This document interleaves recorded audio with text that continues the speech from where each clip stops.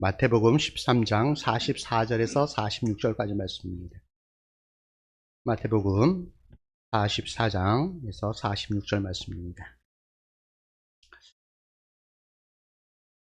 천국은 마치 밭에 감추인 보화와 같으니 사람이 이를 발견한 후 숨겨두고 기뻐하며 돌아가서 자기의 소유를 다 팔아 그 밭을 샀느니라.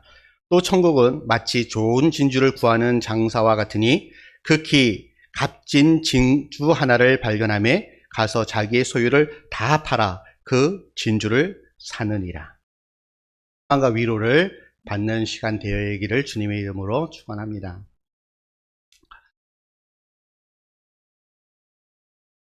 오늘 말씀의 제목이 보물을 발견한 사람들이라는 말씀의 제목을 가지고 함께 은혜 나누고자 합니다.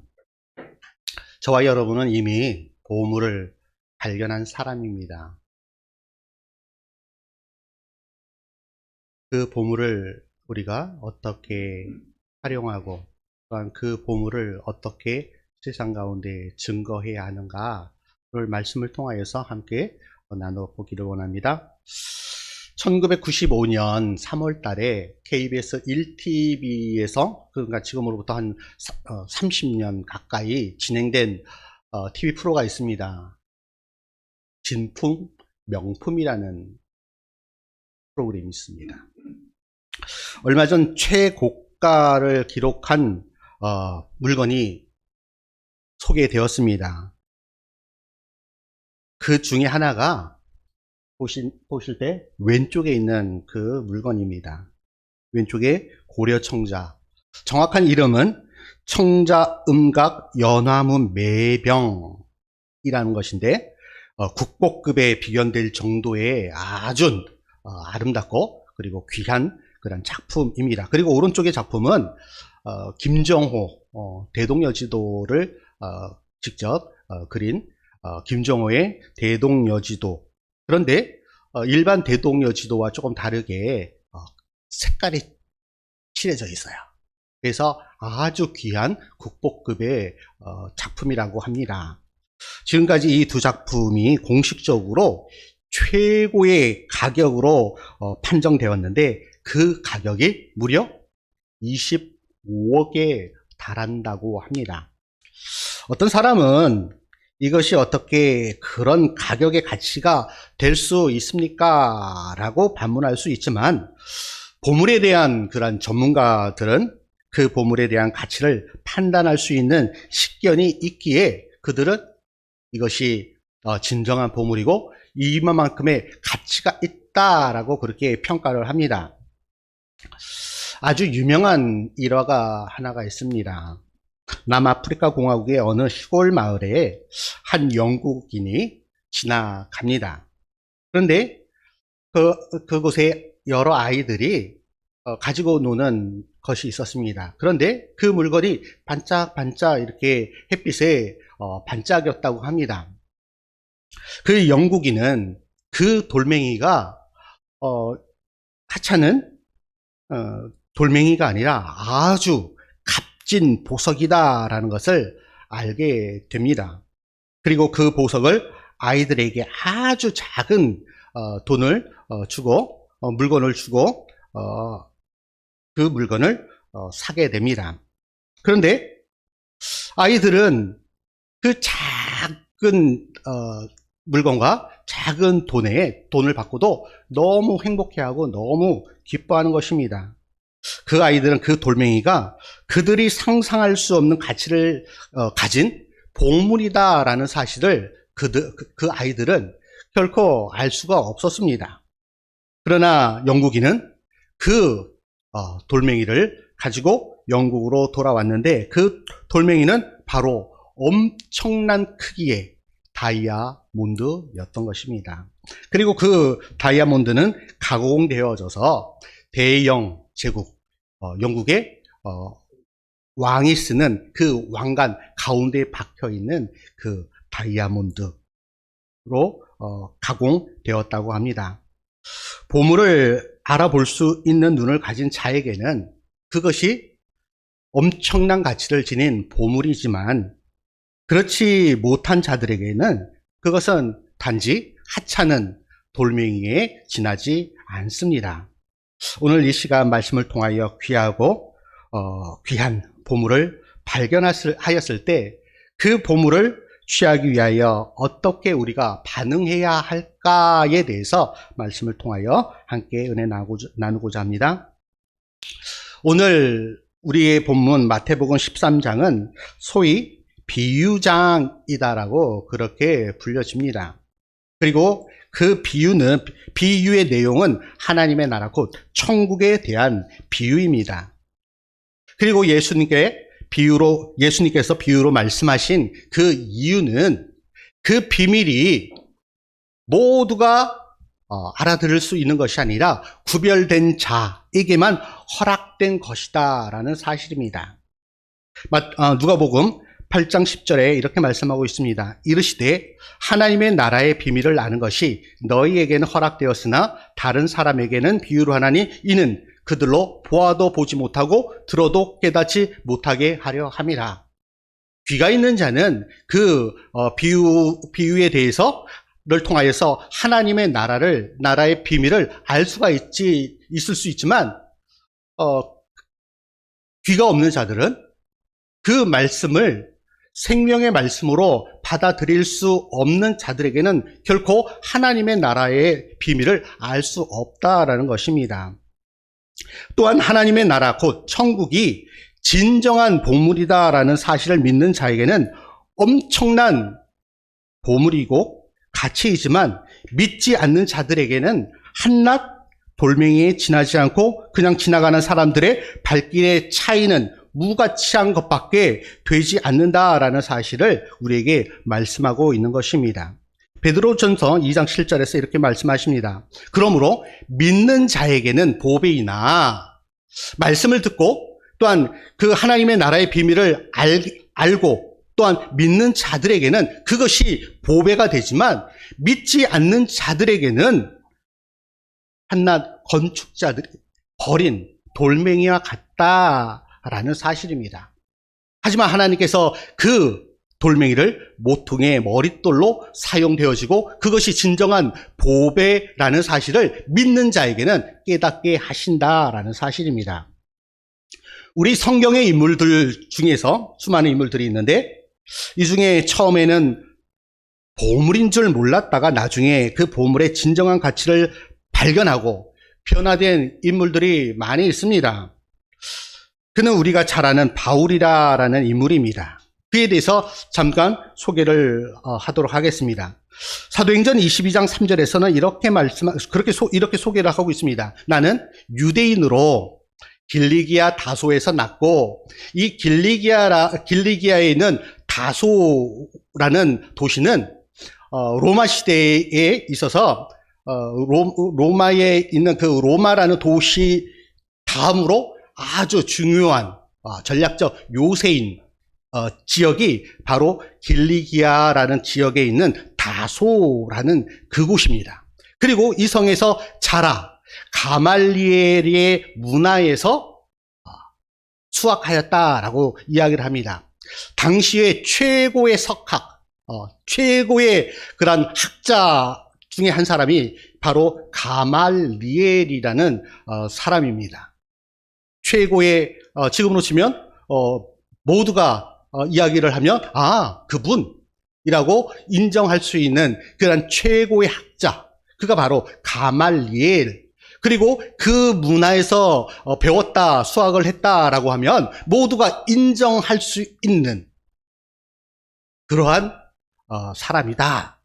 그 가말리엘 문화에서 우리 조상들의 율법의 엄한 교육을 받았고 오늘 너희 모든 사람들처럼 하나님께 대하여 열심을 가진 유대교의 진정한 지도자급의 사람이다. 나는. 누가? 바울이. 또 22장 28절에선 또 이렇게 또 소개를 합니다. 천부장이 대답하되 나는 돈을 많이 들여 이 시민권, 여기서 시민권은 로마 시민권입니다. 이 천부장이라는 로마 군대에 1000명을 수하로 둔 천부장은 나는 돈을 많이 들여서 뇌물을 써서 나는 로마 시민권을 얻었노라. 그렇게 이야기를 하니까 바울이 이르되 나는 태어나면서부터, 지금으로 치면 금수저, 다이아몬드 수저를 입에 물고 태어난 그러한 태생적 로마 시민이다라는 그러한 고백이에요. 엄청난 그 지위, 그리고 엄청난 권력, 엄청난 혜택이 주어지는 그 시민권, 로마 시민권을 이 바울은 태어나면서부터 가지고 태어난 사람이에요. 또 빌립보서 3장 5절에서 6절은 이렇게 설명합니다. 나는 8일 만에 할례를 받았고 정통 유대인이다라는 사실이에요. 그리고 이스라엘 족속이요, 베냐민 지파라고 소개하고 있는 것은 우리가 잘 아는 사울왕이 베냐민 지파예요. 그리고 모르드게 에스더서에 보면 그의 오빠라고도 소개를 하고 뭐 삼촌이라고도 그렇게 이야기를 하시는 분들이 있는데, 어찌되었던 이 모르드게 또한 베냐민 지파예요. 그러니 나는 왕족의 한 사람이다라고 그렇게 설명을 하는 것이에요. 그리고 히브리인 중에 히브리인, 최고의 그런 자부심, 또한 율법으로는 바리새인은 이스라엘 그 유대인들 중에서 아주 극소수의, 그리고 최고의 정치 지도자들이 바로 바리새인들이에요. 그리고 열심으로는 교회를 핍박하고 율법의 의료는 흠이 없는, 그러니까 위의 것을 세 가지를 조합하면 나는 완전한 사람이다. 완전한 조건을 가지고 태어난 사람이다. 부족함이 없는 사람이다. 라고 그렇게 자기를 소개를 하고 있는 것이에요. 그런데 이런 바울이 자신이 누리던 모든 기득권과 권력, 부귀영화를 다 내려놓게 됩니다. 왜?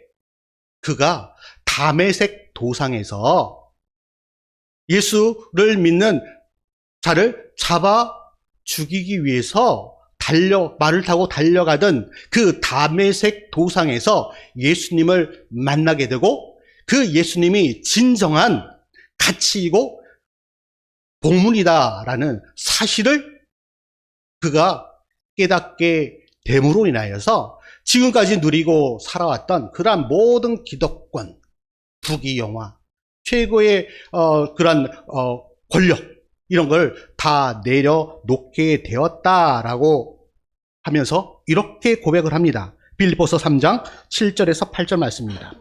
내가 유익하던 것을 내가 그리스도를 위하여 다 해로 여길 뿐더러 또한 모든 것을 해로 여김은 내 주 그리스도 예수를 아는 지식이 가장 고상하기 때문이다. 세상의 부귀영화, 세상의 그 어떤 가치보다도 예수 그리스도를 아는 지식, 예수님을 아는 그 지식이 이 세상의 그 모든 것보다도 더 소중하고 존귀한 것이다 라고 그렇게 고백을 하고 있는 것입니다. 그래서 내가 그를 위하여서, 최고의 가치인 예수 그리스도, 천국을 위하여서 모든 것을 잃어버리고 자발적으로 잃어버리고 배설물로, 여기는 좀 가벼운 표현으로 배설물 이렇게 했는데 진짜 표현은 똥입니다. 똥으로 여기고, 지금까지 모든 가지고 있었던 것을 똥으로 여김은 그리스도를 얻고 그 안에서 진정한 가치를 발견하려 함을 위해서 그 모든 것을 다 내려놓았다라고 그렇게 고백을 하고 있는 것입니다. 이 바울뿐만 아니라 예수님의 제자들도 그랬습니다. 특별히 예수님의 제자들의 대부분은 갈릴리 호수에서 물고기를 잡는 어부들이었습니다. 우리가 잘 아는 베드로와 그의 형제 안드레, 그리고 야고보와 그의 형제 요한, 그리고 몇몇 제자들이 이 갈릴리 호수에서 물고기를 잡는 것을 업으로 삼고 살아갔던 그러한 어부들이었습니다. 그런데 특별히 이 네 사람은 베드로와 안드레, 야고보 그리고 요한을 예수님께서 갈릴리 호수에서 직접 부르시는 장면이 복음서에 나옵니다. 마태복음 4장 19절입니다. 예수님께서 그 네 명을 향하여 이렇게 말씀을 하십니다. 나를 따라오라. 내가 너희를 사람을 낚는 어부가 되게 하리라 하시니. 지금까지 갈릴리에서 물고기를 잡는 어부로 평생을 살아왔던 이들은 예수님께서 그리고 예수님의 그 부르심 앞에 이렇게 반응을 합니다. 그들이 곧 그물을 버려두고 예수를 따르니라. 그리고 22절에 보면 그들이 곧 배와 아버지를 버려두고 예수를 따르니라.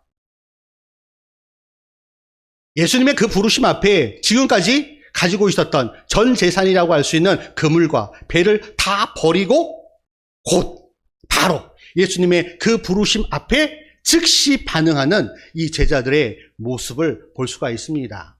그들이 기꺼이 버릴 수 있었던 것은 지금까지 내가 가지고 있었던 그물과 배보다 이 분이 더 가치 있고 존귀한 분이시다라는 사실을 이 제자들이 깨달았기 때문입니다. 그렇게 그 부르심 앞에 바로 즉시 곧 반응할 수 있었던 것입니다. 그러나 이와 반대의 경우도 있습니다. 마태복음 19장에는 예수님께서 한 부자 청년을 만나시는 그 장면이 나옵니다. 그때 청년이 이렇게 예수님께 질문을 합니다. 선생님, 내가 무슨 선한 일을 하여야 영생을 얻을 수 있겠습니까? 이에 예수님께서는 너가 영생에 들어가려면 계명을 지켜야 한다라고 대답을 하십니다. 그랬더니 이 청년은 제가 이 모든 것들 하나님의 그 율법에 기록되어져 있는 그 계명들을 내가 다 지켰는데 아직도 부족한 것이 무엇이 있겠습니까? 라고 다시 질문을 합니다. 이에 예수님께서 이렇게 말씀하십니다. 예수께서 이르시되 내가 온전하고자 할진대 가서 내 소유를 팔아 가난한 자들에게 주라. 그리하면 하늘에서 보화가 내게 있으리라. 그리고 와서 나를 따르라. 지금까지 네가 살아오면서 최고의 가치로 생각하였던 그 너의 소유, 너의 풍족함, 그것을 가난한 사람들에게 다 나눠주고 하늘의 보화가 내게 주어졌다. 그렇기 때문에 네가 이제 그것을 가난한 자들에게 다 나눠주고 나를 따르라 라고 예수님께서 그렇게 말씀을 하십니다. 그랬더니 이 부자 청년은 이렇게 반응을 합니다. 그 청년이 재물이 많음으로 이 말씀을 듣고 근심하여 가니라. 지금까지 살아오면서 누렸던 그러한 부귀영화를 내려놓고 예수님을 따를 수 없게 된 것입니다. 그에게 있어서 예수님의 제자로 예수님을 따르는 것보다 지금까지 누렸던 기득권, 권력, 부귀영화, 이것이 더 큰 가치로 느껴졌기 때문에 예수님을 따르는 것이 아니라 원래 그의 자리로 돌아가게 됐던 것입니다. 이 부자 청년에게는 보물을 알아볼 수 있는 그런 안목이 없었습니다. 그에게는 보물의 가치를 판단할 수 있는, 분별할 수 있는 그 판단력, 분별력이 없었던 것입니다. 그러므로 인하여 진정한 보배이신 예수님을 통한 영원한 생명을 얻게 된 것이 아니라 잃어버리게 된 것입니다. 세상의 부귀영화가 영생으로 나아가는 방해물이 되었던 것입니다. 예수님의 제자로 살아가는 데 있어서 그의 재물은 그에게 있어서 걸림돌이 되었던 것입니다. 그렇습니다. 성도에게 가장 큰 보물은 무엇이냐? 바로 천국, 하나님의 나라, 영생, 그것을 주시는 예수 그리스도이십니다. 예수 그리스도를 통해 얻게 된 천국 시민은 그 무엇과도 비교할 수 없는 최고의 가치를 지닌 보물인 것입니다. 그래서 오늘 우리의 본문에서 예수님은 이 사실을 밭에 감춰진 보물과 값진 진주라는 비유를 통하여서 말씀하고 있는 것입니다. 밭에 감춰진 보물을 발견한 후 모든 소유를 팔아 그 밭을 산 사람과 값진 진주를 발견하고 모든 소유를 팔아 그 진주를 산 진주장수는 우리가 천국 말씀을 듣고 어떻게 반응해야 하는가 하는 사실을 우리에게 말씀하고 있습니다. 예수님 당시에 밭에서는 가끔 엄청난 그러한 보물들이 발견되곤 했습니다. 그것은 우리가 요즘 수요 예배를 통하여 성경 공부 시간에 역대기, 그리고 열왕기 상하, 역대기 상하, 그리고 에스라서를 우리가 쭉 살펴보고 있는데, 이스라엘 역사에 있어서 주전 587년에 바벨론이라는 나라가 남유다를 침공을 합니다. 그래서 587년에 이 남유다가 멸망을 하게 돼요. 그리고 수많은 사람들이 바벨론으로 포로로 끌려가게 됩니다. 그렇게 갑자기 포로로 끌려가게 된 사람들이 급하게 자신이 가지고 있는 금은 보화를 땅 속에, 집에도 감추기도 했고, 그리고 자신이 소유인 그 밭에도 파고 거기에 깊이 감추기도 하고, 그리고 포로로 끌려가게 됩니다. 그리고 70년이라는 세월 동안 포로 생활을 하면서 1, 2, 3차에 걸쳐서 유다 땅으로 귀환을 하게 됩니다. 그런데 대부분의 사람들은 자신이 누렸던 그 지역, 바벨론이라는 그 지역에 눌러 살게 되지만 일부는 돌아오게 됩니다.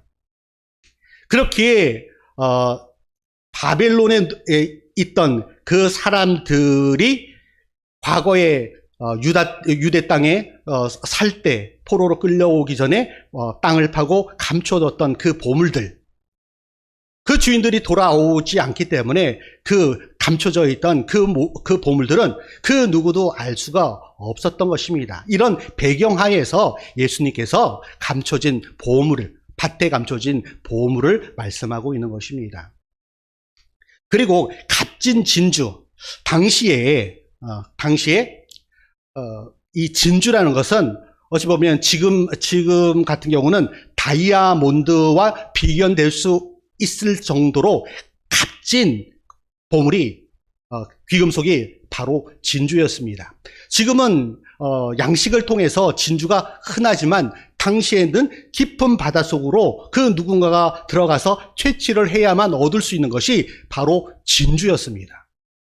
그렇게 이 값진 진주, 영롱한 빛을 띠는 그 값진 진주는 이 진주 장수들이 갖고 싶어하는, 왜냐? 그 진주를 사게 되면 그 진주를 가지고 로마에 있는 그 귀족들에게 가서 팔면은 수십 배로 얻을 수 있는 그러한 것이었기 때문에 이 진주 장수들은 그 엄청난 값진 진주를 찾기 위해서 혈안이 되었던 것입니다. 그렇게 자신의 모든 재산을 다 팔아서라도 그 진주 하나를 사고자 했던 것입니다.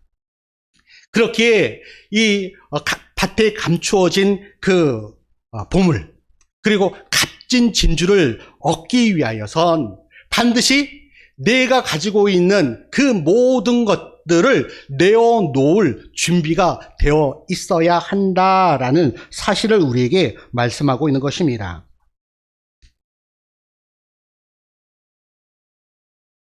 이런 보물보다도 더욱 소중한 것이 바로 천국, 하나님의 나라입니다. 천국의 소중함을 아는 자만이 자신의 모든 것을 내려놓고 갈 수가 있습니다. 사도 바울은 이렇게 고백합니다. 우리가 이 보배를 질그릇에 가졌으니 최고의 보물, 천국, 하나님의 나라, 영생, 예수 그리스도를 이미 저와 여러분, 질그릇과 같은 언제 깨어질지 모르는 그 질그릇에 우리 주님을 담았습니다. 그렇게 저와 여러분 안에 이미 우리 주님께서 거하고 계시는 것입니다. 그릇은 그 그릇에 무엇을 담느냐에 따라서 그 그릇의 가치를 판단할 수가 있습니다. 오물을 담으면 그 그릇은 오물 그릇입니다. 개밥을 담으면 그 그릇은 개밥 그릇일 뿐입니다. 하지만 아무리 연약하고 쉽게 깨어지는 질그릇이다라고 할지라도 그 속에 엄청난 가치의 보물을 담고 있으면 그 그릇은 보물함이 되는 것입니다. 보물 그릇이 되는 것입니다. 질그릇과 같은 저와 여러분 안에 이제 예수 그리스도가 담겨 있습니다. 영원한 생명이 담겨져 있습니다. 하나님의 나라, 천국이 담겨 있는 것입니다. 천국을 내가 소유하는 것이 중요한 이유는 그 여부에 따라서 영생 혹은 영벌에 처해지기 때문입니다. 실패를 여러 번 겪으면서 예수님을 만난 한 분의 고백에 제가 참 많은 은혜를 받았습니다. 그는 이렇게 고백을 합니다. 재물을 다 잃어버렸을 때는 모든 것을 다 잃어버렸던 것 같았습니다. 그런데 이제 보니 세상에서 돈을 잃어버린 것은 가장 작은 것을 잃어버린 것이었습니다. 그러고 나서 하나님을 만났습니다. 하나님을 만났는데 그건 가장 큰 것을 얻은 것이었습니다. 저는 축복받은 사람입니다. 가장 작은 것을 잃어버리고 가장 큰 것을 얻었기 때문입니다. 라고 그렇게 고백을 합니다. 하나님의 생명이 없는 사람에게는 돈은 가장 크고 하나님은 가장 작게 보이게 됩니다. 그러나 성령이 우리 안에 오시고 예수님이 나의 주인이 되시면 모든 것이 달라집니다. 하나님이 우리에게 고난의 길을 가라, 십자가를 지라라고 하시는 것은 우리를 힘들게 하시려는 것이 아니라 하나님의 나라의 길을 가라고 하시는 것입니다. 그렇게 그 길을 감에 있어서 결코 문제될 것이 없습니다. 왜? 우리 안에 최고의 가치이신 예수 그리스도를 담고 있기 때문입니다.